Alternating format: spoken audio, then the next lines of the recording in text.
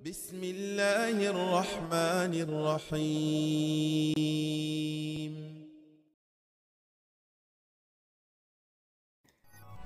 بسم الله والحمد لله والصلاة والسلام على رسولنا محمد وعلى آله وأصحابه أجمعين. Ассаламу алейкум ва рахматуллахи ва баракатух. Дорогие друзья, продолжим урок по книге Муаллим Сани. И сегодняшняя буква – это буква Х. Буква Х образуется в середине части гортани. Читаем примеры.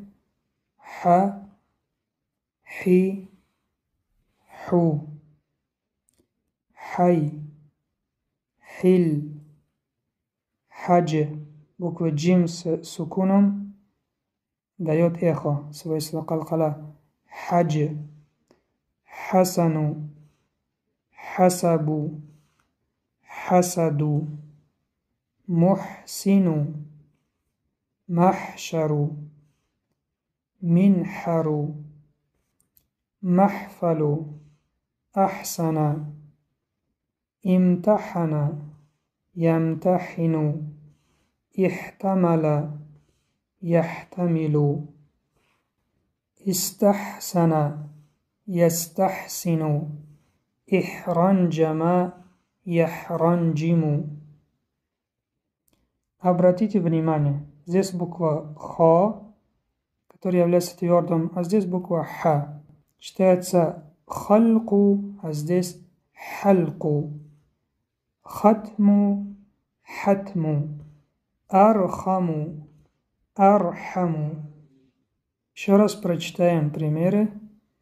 Хай, Хай, Хил, Хил, Хадж, Хадж, Хасану, Хасану, Хасабу, Хасабу, Хасаду, Хасаду, Мухсину, Мухсину, Махшару, Махшару, Минхару, Минхару, Махфалу, Махфалу, Ахсана, Ахсана, Имтахана, Имтахана, Ямтахину, Ямтахину, Ихтамала, Ихтамала, Яхтамилу, Яхтамилу, Истахсана, Истахсана, Ястахсину, Ястахсину, Ихранджама. Рос фатхой читается твердо. Ихранджама, Яхранджиму, Яхранджиму. Дальше смотрим позиция и правописание буквы Х. Буква Х вначале пишется вот так. Соединяется после себя. И в середине пишется вот так. Соединяется до себя с буквами и после себя. И в конце пишется вот так. Спускается ниже строка. И в отдельности пишется вот так. Смотрим. Х в начале. Хи в середине. Ху в конце.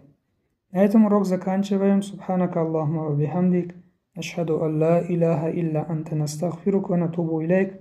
Ассаламу алейкум ва рахматуллахи ва баракатух.